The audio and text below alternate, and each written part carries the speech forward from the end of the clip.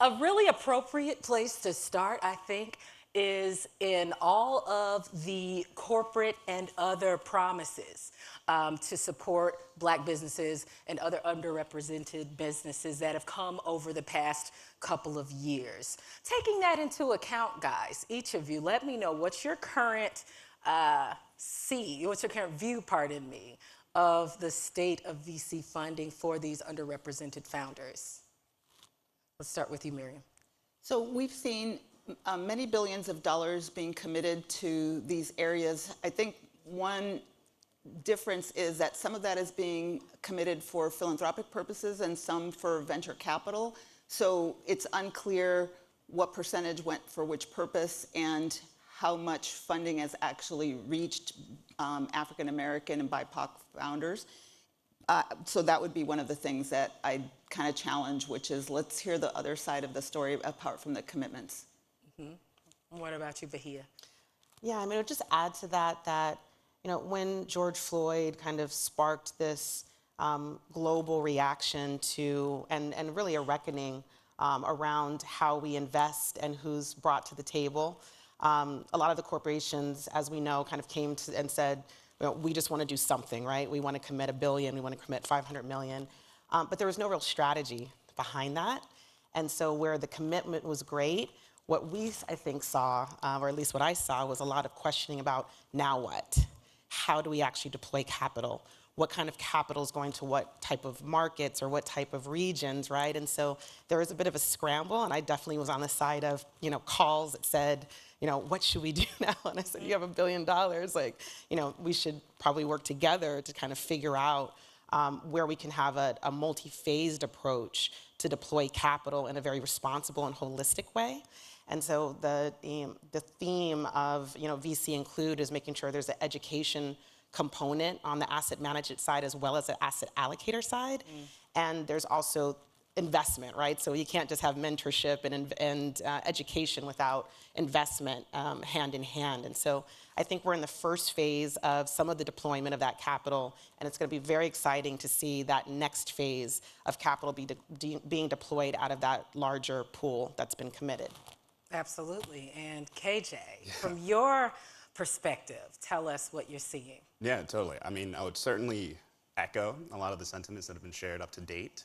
And personally, I hold both optimism and skepticism as it relates to the promises, particularly in the face of corporations relative to these types of circumstances and the deployment or the initiatives of capital. I would say from the VC perspective, where I belong as a member of the team at Forerunner, our commitment has always been to the deployment of capital and actually putting capital, finances, money, resources into the hands of founders, ideally diverse. And I think that's what it takes to kind of move the needle, because there's a very thin line between actually being able to promise and this kind of notion of diversity theater in which promises are made but aren't enforced. And while I love the intentionality, as been mentioned before, I think what's important is to really have deliberate steps, like an action plan against it, so that you make sure that you're holding yourself accountable and that there's actually durability and longstanding promise to some of these guarantees that are being made at this point. Absolutely. Guys, I think that's a great baseline, because now I'm going to throw a few numbers at you that I want you to think about. Investments in Black founders, they quadrupled in the first half of 2021, reaching $1.8 billion. This is according to Crunchbase. And the same report showed that U.S. startups for Latino founders received just 2.1% of venture capital funding in 2021. And it was a VC funding banner year, but women received just 2% of all VC investment. But Miriam, the numbers don't really tell the whole story, right? So can you contextualize them for me? So one of the ways to think about it is that this was a record-breaking cycle for venture capital. So the 2% is a big number in terms of dollars, but it's really a tiny percentage. It's also a tiny percent when you think, for example, that women are actually more educated than men at both the undergraduate and the master's degree level, and that they represent a huge part of the workforce, and we still don't fund even women. And I will say that we're really talking still about majority women, white women. And so From our point of view at Ulu Ventures, almost half of our teams have a woman on the team, which makes sense. And about a quarter of our CEOs are African American and Latino. Our funds are really successful, top 5, top quartile funds. And I think the mythology around pipeline continues to make people avoid investments that would be very profitable. Bahiyah, I can see you shaking your head. So let us know what you're thinking. What's going on in there? Yeah, I think when you go, so that's the kind of ground level numbers and the correlation. And then when you start to think about, again, up the funnel, then you look at the fund manager layer, the asset manager layer, and we see that 1.4% of now $80 trillion in AUM that's managed in the US alone is managed by women and people of color combined, right? And so it continues to kind of track to those numbers, 1 to 2% of investments made at the founder level, you know, right in that kind of 1 to 2% of asset managers that are represented both women and people of color. And so, you know, again, back to the holistic approach has to be both on the ground in terms of the investment, but also at the asset manager level. And that's really where we focus, is making sure inclusion is infused at the asset manager level around venture capital, around kind of ESG, right? Making sure that environmental and social governance is embedded at the fund manager level as well as the founder level. And so I think it's really important, again, to kind of have that holistic strategy and understand those numbers at the ground level and what's actually causing a lot of that correlation. Mm-hmm. Absolutely. KJ, I want to ask you another question, a different one. Sure. Now, we pulled the Twitterverse ahead of this, and we wanted to ask what was the biggest challenge facing underrepresented founders. I'll let you know the results. You let me know what you think of them, if they really do seem this way from your corner of the world. Sure. Unconscious bias got about 35%, close to 35%. Lack of access to capital was 50.5%. I always hear that as the reason. But sexism and ageism came in at 14.7%. Does that sound like what you're seeing currently? And if not, what would you see as the biggest challenge facing underrepresented founders? Yeah, I mean, I think for the most part that tracks, right? I think VC historically has been an ecosystem in which pattern recognition is something that's celebrated, right? You see success that translates in one arena, you work to duplicate or replicate that success in others.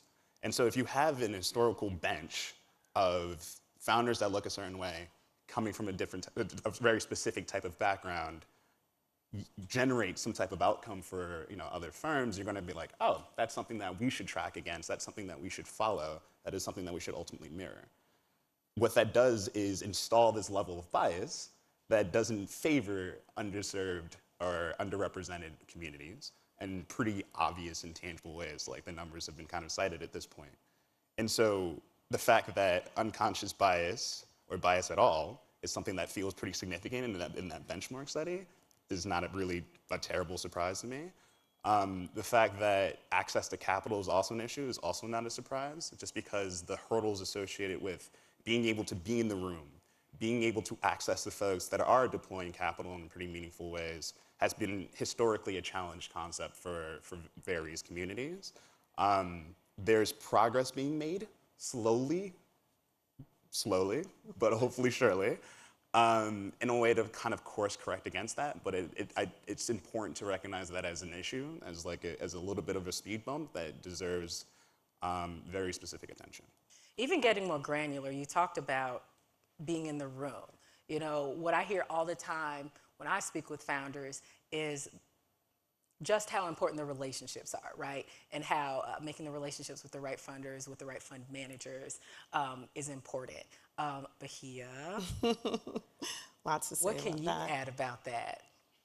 Well, look, I mean, you know, we talked about pattern matching. The asset manager layer is really important because when you look at total addressable market, right, when you look at these opportunities, we know that diversity outperforms the market. Why? Because it's diversity of thought, it's diversity of background, right? It's diversity of color. I mean, no one's a monolith. No one, organization or ethnicity is a monolith. And so we're really looking for that, inclusion to make better decisions on investments, right? And so when we're looking at 100 million or so, Black and Latinx or Hispanic populations that represent the U.S., if they're not folks that actually understand those markets, right, to understand the market opportunities, this is a massive market opportunity, then we're missing on alpha. We're actually, we talk a lot about fiduciary responsibility and, trust and trusting the market, trusting the people that you invest with, et cetera. But if we are not opening that lens, right, and that investment on the education side, on the investment side, on the asset management side, then we're missing out on those new market opportunities. And I think that's really important, particularly where we are in this innovation economy, this technologically driven economy that we're in. Right, you have all spoken about what a unique market opportunity this is, and to the people in the room who may be considering investing in this market opportunity. Yes. Miriam, what would you tell them is the most important thing to keep in mind when they do take advantage of this market opportunity? So one of the things that we should realize is that the majority of Americans are now people of color, and they are Latino, they are African American, they are immigrants or children of immigrants. A quarter of the Gen Z population has some Latino descendancy. So we really need to understand that if we're going to reach these customers, we need to speak their languages and we need to know their cultures.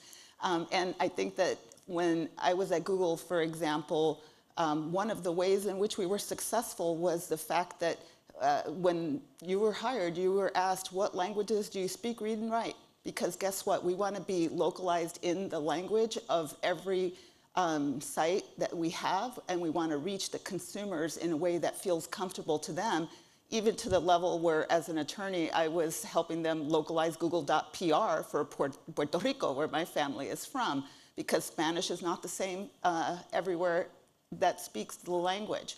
So I think that is one of the things that we really need to keep in mind, is that if you want to succeed both in terms of reaching consumers and the American worker, you really have to understand who they are and make a comfortable environment for them to be productive for you as an employee as well as a customer. So let's go down the line of how each of your organizations are actually doubling down on those kinds of efforts. Miriam, we stopped with you, so let's start with you. Okay, so in terms of, for us, for example, one of the things that we are really focused on is just actually deploying capital in diverse communities. And so, as I mentioned, about half of our teams have a woman on the team. And frankly, our women-led companies are actually outperforming all other companies in our portfolio, including white males. And obviously, women can be people of color as well as women. And I think that our diverse teams are also just much greatly outperforming even our traditional teams. And that's not to say that our traditional teams aren't successful, but for a variety of reasons, they may be able to access capital more easily. They may be able to raise at higher valuations, and so the return on those investments will just be lower. The Kauffman Fellows Research Center, for example, indicates that just having diverse founders increases returns by 30%, and if you add diversity onto the C-suite, that will increase returns by 60%. So we're also trying to educate our founders on the value of diversity from an economic returns perspective. Very good. So let us know what your shop is doing. So Include is actually a holistic three-pronged strategy to make sure that new majority asset managers and founders are growing at scale over the next 10 years. Our goal is to make sure that at least 100 new emerging managers are growing through the life cycle of their firms, so from a fund 1, 2, 3, and beyond. We believe that will have a massive market reach to diverse and women-led fund founders as well. And so we've got our training and education program that's kind of churning out 10 to 15 fellows that are raising capital as we speak every year. We just graduated the first 10. We are also advising LPs and asset allocators on their strategies to, double down on BIPOC firms like climate solution focused funds and firms, as well as we're actually investing through Include Ventures in the best of our pipeline of over 500 fund managers. So have a lot to do in the next 10 years. Sounds like it. Sounds like you've got a lot to do just in the next few months. And I'm sure you do as well, KJ. Certainly trying to stay busy. So yeah, I guess I'll offer just a quick bit of context. So Forerunner is a VC fund that's looking to champion founders that are working or aiming to rescript culture, reimagine consumer-based experiences, particularly for this, I guess, contemporary, novel, digital age consumer. And so the efforts that we've taken as it relates to diversity is kind of what's been spoken about to this point, where it's an acknowledgement that the fabric of America looks a lot different now than it has historically, to the extent that our children of America, will know no ethnic majority, for example, right? And so when you take that into context and you work to effectively translate the notion of identity, who you are, what you do, how you kind of fit within a broader context or community, translate that notion into needs, those needs kind of surface different opportunities as it relates to businesses, both from an employee perspective, but also from a customer perspective. And so what we try to look into, what we try to lean into, is understanding those need states, identify those, and then match those with opportunities that work to satisfy those need states in ways that ultimately feel empowering or enriching. And so we back founders that are looking to champion that very notion, that ideal, because the expectations as it relates to one's identity and the ways that people need to show up in context for that has elevated to a pretty meaningful degree. And that creates alpha, that creates opportunity across a whole host of different dimensions. And that's what we as a firm try to lean into. And that's where we've identified like our mark within this broader ecosystem. That's a unique perspective that you don't always hear about, needs-based. So can you tell us, the curveball here, can you tell us what's the most surprising thing that you might have learned in collecting these data? Yeah. So our firm recently ran a survey in an attempt to understand the correlation or the relationship that exists between identity, affinity, and the ways that that shows up in consumer-based experiences. And I would say that there were two particularly interesting findings that I can kind of remark on now. The first of which had to do with the fact that as you consider the mosaic that contributes to someone's identity, right? Whether there's ethnicity, their interests, their hobbies, what we found and what we noted is that those pieces that felt underserved in any capacity were the ones that people had the strongest anchor to. It was what tethered them to their experiences, and is what created or sponsored a bridge that related them to others. And in that context, we also found that there are certain categories of kind of consumer-based experiences with which that tether, that anchor into what that underserved piece kind of shone most brightly. Specifically, it was family care, personal care, and health, for which your identity kind of mattered the most. And so what was interesting around these findings is that, well, one, that they exist, right? And some of these pieces may sound obvious, but to be able to kind of put data behind it was something that felt like a pretty significant step in order to kind of articulate what our value proposition was going to be, but also what types of opportunities made the most sense in delivering value for our end consumers. And so when you kind of combine those, you kind of like surface interesting opportunities, one of which, for example, was an investment that we made last year by the name of Alchemy, which is effectively a healthcare institution or platform for people of color. The idea was that being able to deliver competent, culturally competent care was what was needed in order to kind of combat the institutional issues that, or disparities that exist currently across health systems, with an idea of starting on mental health as like one of the more pressing needs facing the Black community. And so it's only with that perspective that you get to identify those types of opportunities that exist out in an ecosystem and kind of develop the conviction to kind of make those committed bets to making sure that those types of organizations, those types of companies, and what they stand for can be durable and long-lasting in the broader market. Absolutely, and thanks for those examples too, because I think they really do help people to understand even more, just why it's important to include identity in the calculus. And so we have identity of consumers, and then we have identity of the American worker, right? And so let's talk about that, Miriam. How has the identity of the American worker changed, and how does it fit into this conversation we're having today? I think one of the things that we've seen is that the US population has just changed demographically so intensely over the last 50 years, and that venture capital just really hasn't kept pace with that, where it's like 85% white male, and white and Asian male for the most part, and then very few people of color in there. And very few women. So you're basically having a population that's trying to serve markets that they don't represent and that they may not understand or even appreciate the size of. And one of the things that we know is that the millennial generation and the Gen Z generation are the most diverse generation in American history, and that they have a much broader range of sense of identity when it comes to things like gender, their cultural backgrounds, linguistic backgrounds, and that they're much more accepting and welcoming, actually, of these things. And so we're just not responding to who is coming to work and who is actually buying our products.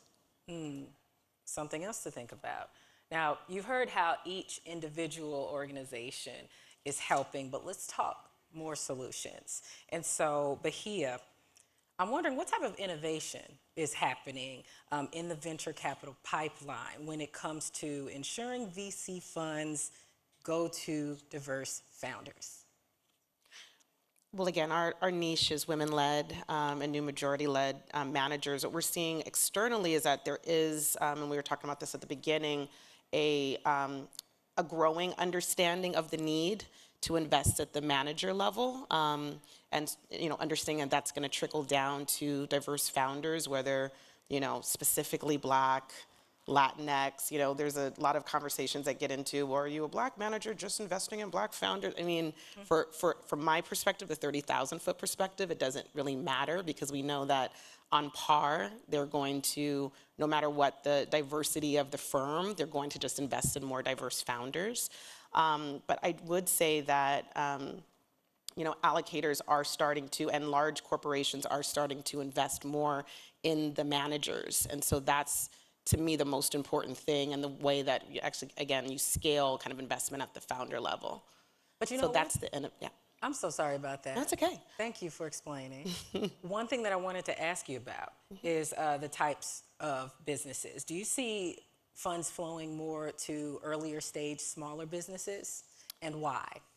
Yes, so that's a pipe. That's actually drills right down to the pipe, the correlation to the pipeline. Yeah. So because there's been such a juggernaut in investing into diverse founders over the last, say, 5 to 10 years, now that there's a flood of investment, actually a trickle. Let's just make it, let's be clear, not a flood. But now that there's a trickle of investment into the managers that are ready to deploy capital, a lot of the diverse founders are actually still early stage. They're pre-seed, late seed, even Series A. I mean, Miriam can speak to pipeline of there are very few diverse founders that have gone past a Series B, C, D. I mean, it's like thin air, right?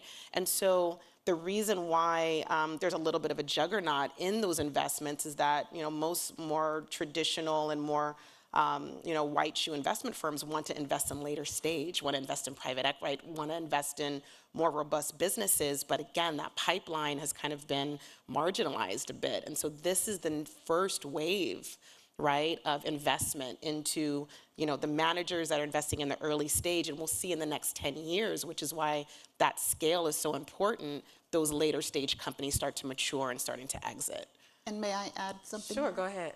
So one of the things that I think people don't realize is how little the numbers really are. So when we looked at the data between 2015 and 2020, we realized that in the United States, there had been fewer than 100 investments in companies that were led by African American and Latino founders. That's in our entire nation. The whole- And now that there's a flood of capital that has increased to 200 200. Okay. in the entire United States. And then when we think about women, for example, women of color who've raised capital, it's probably under 100 in the country. Yeah. So we're really in the early days of access to capital for diverse people in this nation. And venture capital is one way that we want to get capital in different hands. And I also want to just amplify the work of other folks that are looking at revenue-based venture capital and new approaches to get capital in the hands of diverse people, because the small businesses of this country are really a huge potential source of well-being for everyone. So Stanford Latino Entrepreneurship Initiative, for example, says that if we could raise Latino small business to just the size of the average white business, that would be a $2 trillion impact on the US economy. Yeah. So we really need to get capital in different forms to different entrepreneurs. That makes me think about what Arlen Hamilton is doing with Backstage Capital. And it's more of a crowdfunding approach that way. And I would, suggest you guys just look around at which other ways people are getting capital, because as you say, these things are going to need to rise to the top. So folks, we're actually going to come to a close, but not before we get a call to action. We have to end on a call to action because all of you came here for that after all. And so tell me something. KJ, let's start with you. Yep. What can the executives here and who are watching online do to help further these efforts? Yeah, I mean, it starts with intentionality, which is not something to be ignored or diminished. I think intentionality is extremely important, and then it creates a dynamic in which you can just work backwards. Start for where your intentions are, start with what you want to accomplish from a goal-setting perspective, and then figure out the baby steps, if you will, the lily pads that you can jump across to get to the other side of the lake that gets you from where you want to be from where you are. I think that intentionality component is particularly important, and I think that should be the North Star as you think about any type of initiatives, any types of plans, and making sure that anything that you put forward actually works to serve to move the needle.